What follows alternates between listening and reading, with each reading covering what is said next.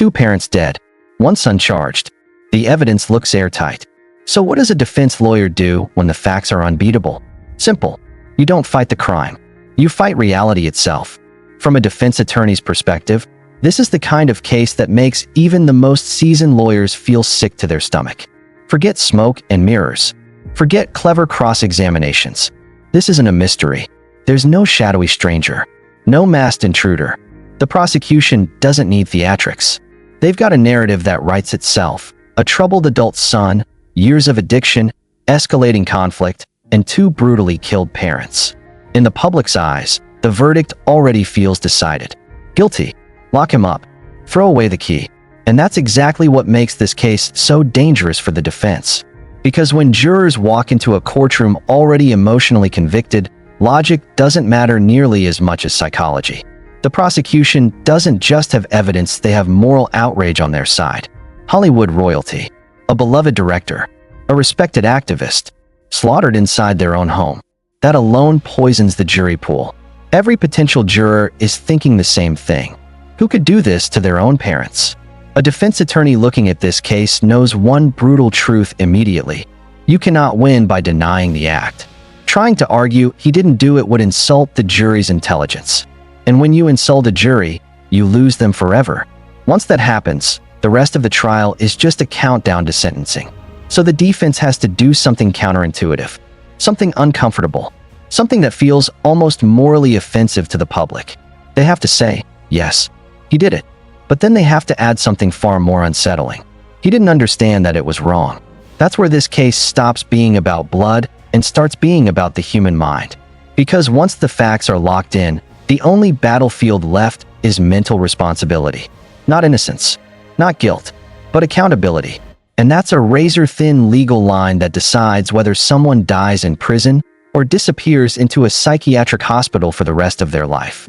This is where the defense stops trying to save a reputation and starts trying to save a soul. In California, pleading not guilty by reason of insanity isn't a loophole. It's a legal gamble with brutal odds. The defense doesn't get the benefit of doubt. The burden flips completely. The lawyer now has to prove affirmatively that at the exact moment of the killings, the defendant's mind was so damaged that the law itself no longer applied to him in a meaningful way. This isn't about being sad, or angry, or high. The legal standard comes from the Mnagden rule, an old-school test that asks one core question. Did the defendant understand the difference between right and wrong at the time of the act? Not later. Not before. At that exact moment. That's an incredibly high bar. And here's the catch that kills most insanity defenses. Voluntary intoxication doesn't count. You don't get to smoke, shoot up, snap, and then claim insanity. The law doesn't reward self-destruction. But there is one exception, and it's the defense's entire lifeline. It's called settled insanity. Settled insanity argues that years, sometimes decades of chronic substance abuse permanently rewired the brain.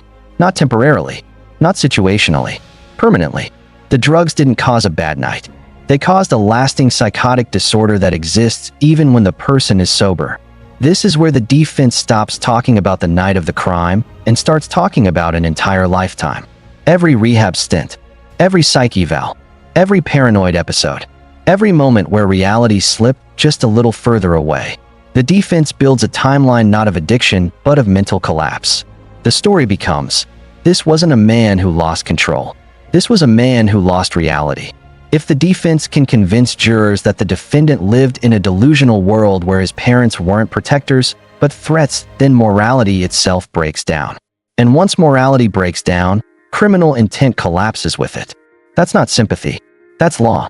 This case doesn't get decided by fingerprints or timelines.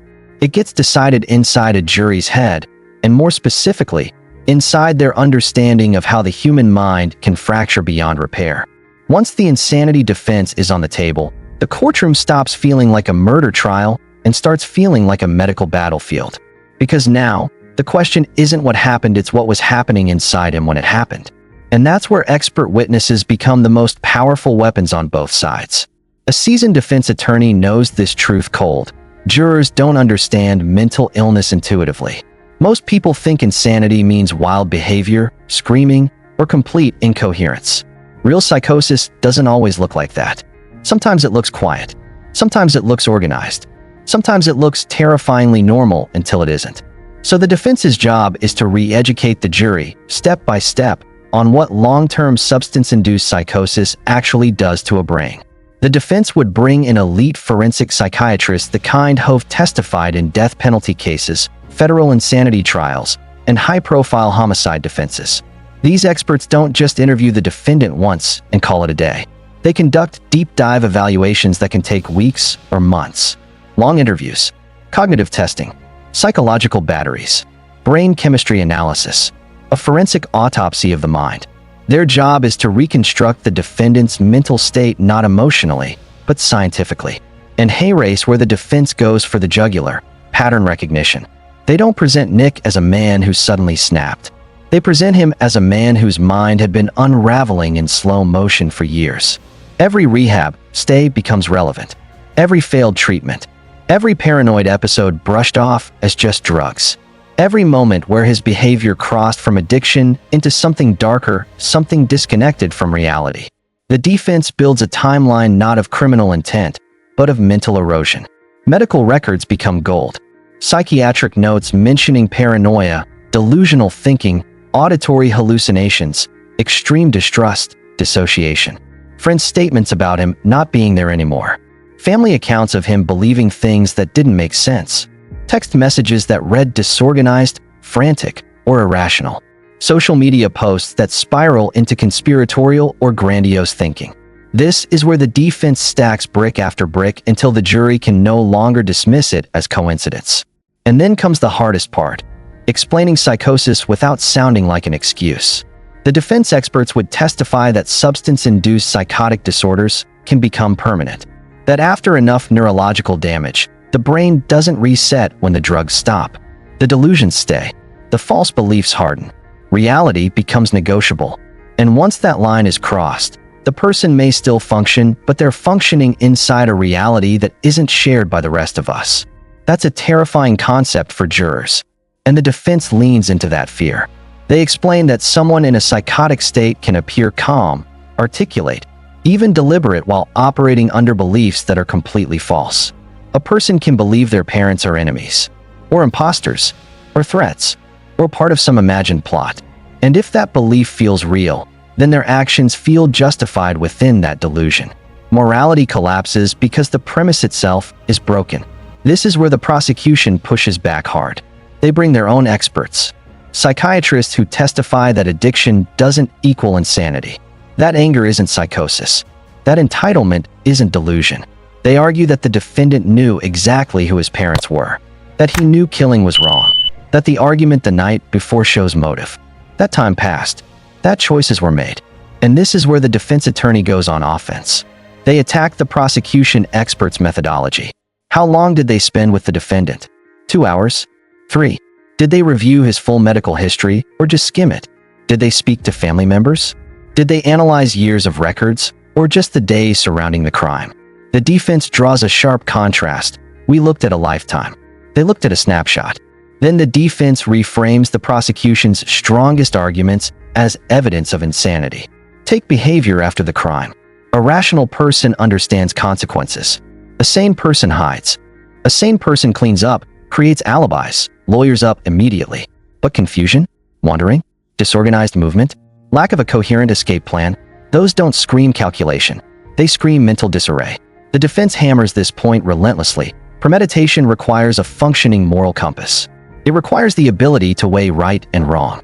If the defendant's mind was dominated by delusion, then what looks like planning may actually be misinterpreted chaos. A broken brain doesn't always act randomly, it acts wrongly. In Hay Race, the most uncomfortable truth the defense forces the jury to face: mental illness doesn't erase intelligence. Someone can be smart, verbal, even strategic while still being deeply psychotic. That contradiction is hard for jurors to swallow, but it's medically real, and the defense spends hours making sure the jury understands it. They explain that psychosis isn't about losing IQ, it's about losing grounding, losing the shared rules of reality. Once that happens, the law's assumptions about intent start to crumble. By the time the defense rests, they want the jury thinking one thing: this wasn't evil. This was collapse. Not overnight, not suddenly, but slowly, predictably, and ignored for too long. And that's the moment the trial becomes deeply uncomfortable. Because now the jury isn't just judging a defendant, they're judging a system, a family, a culture that treats mental illness as manageable until it explodes. The defense doesn't say that directly. They don't have to. The evidence says it for them. This is the kind of case where jurors don't sleep well at night. Because the question haunting them isn't did he do it? That part is clear. The question is far worse. If his mind was already gone, what exactly are we punishing? If the insanity defense is the defense attorney's lifeline, premeditation is the prosecution's nuclear weapon. Everything in this case eventually funnels into that single legal word, premeditation. Because in California, first-degree murder isn't just about killing someone. It's about how the mind worked before the act. Planning, reflection, deliberation. A calm moment where the person understands what they're about to do and does it anyway. If the prosecution can prove that state of mind, the defense is dead in the water. That's why Section 4 of this trial would be absolute war.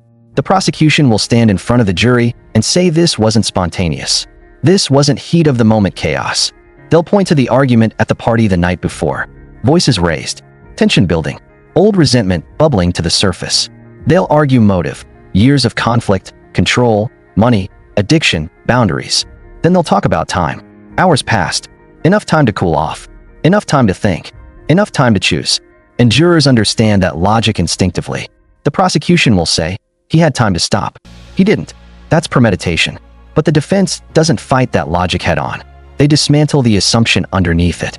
Because premeditation assumes one critical thing, a functioning mind capable of rational reflection. And that's exactly what the defense says didn't exist. The defense reframes time not as opportunity, but as deterioration. They argue that the period between the argument and the killings wasn't a cooling-off window. It was a mental freefall, a spiral, a psychotic episode gaining momentum.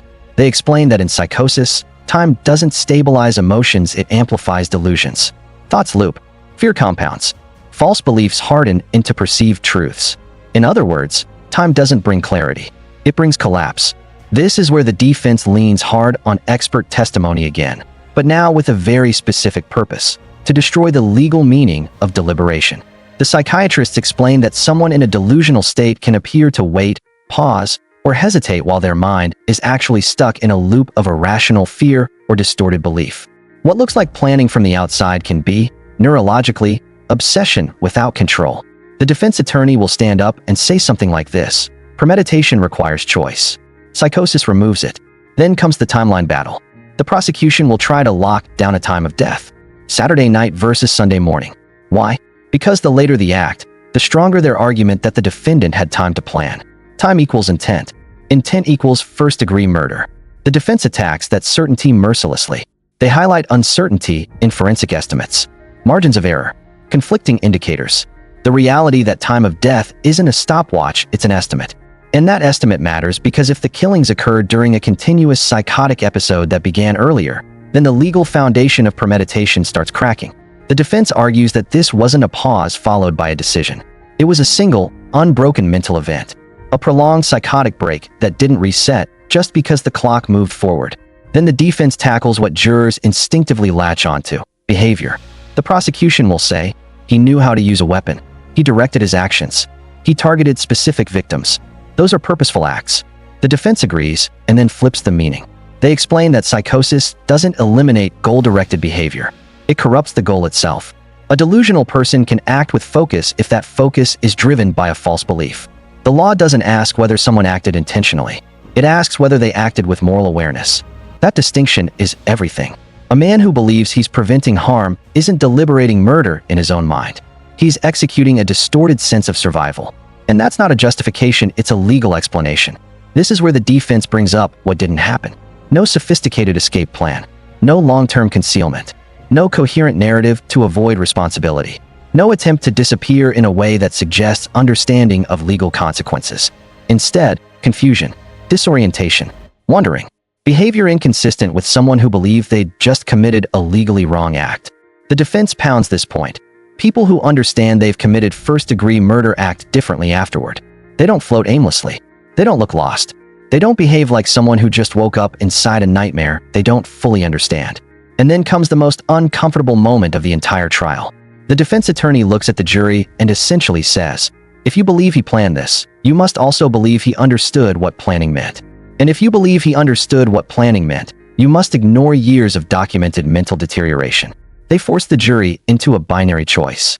Either this was a calculating murderer, or it was a broken mind collapsing under delusion. Both cannot be true at the same time. This is where the defense walks a razor's edge. They can't overplay sympathy. Jurors reject emotional manipulation fast. So instead, they stick to law, definitions, standards, burdens. They remind jurors that first-degree murder is the highest mental threshold in criminal law. And the higher the threshold, the more devastating any crack becomes. The defense doesn't ask jurors to forgive. They don't ask them to forget. They ask them to be precise. Because precision is where reasonable doubt lives. By the end of this section, the jury is exhausted. Mentally, emotionally. They've been dragged through timelines, diagnoses, definitions, and moral gray zones. And that's exactly the point. Because when jurors are uncomfortable, they slow down. They question assumptions. They hesitate. And hesitation is death for premeditation. A verdict of not guilty by reason of insanity is not freedom. It's not walking out into sunlight. It's not a second chance at life. It's a different kind of life sentence. If a jury accepts the insanity defense, the defendant doesn't go home. He goes to a locked state psychiatric hospital, potentially for decades, sometimes forever. Release isn't automatic. It requires proving again and again that he's no longer a danger, that his mind is stable, that the very illness used to save him legally is now gone. That's a brutal irony. But for a defense attorney staring down life without parole, or worse, it's the only humane option left. This strategy isn't about denying tragedy. It's about acknowledging it in full. 2 lives lost, a family destroyed, and a mind so broken that punishment alone no longer makes sense. The prosecution will tell a story of rage and entitlement. The defense will tell a story of mental ruin. Same facts, 2 realities. And the jury decides which one the law recognizes. That's why cases like this shake people so deeply. Because they force us to confront something uncomfortable. Sometimes the most horrifying crimes don't come from evil. They come from untreated illness, silence, and fear that went on too long. This isn't about letting someone off. It's about deciding what justice actually looks like when the human mind itself becomes the crime scene. Make sure to like, subscribe, and stay connected for more deep-dive Hollywood breakdowns that go beyond headlines and into the truths most people are afraid to face.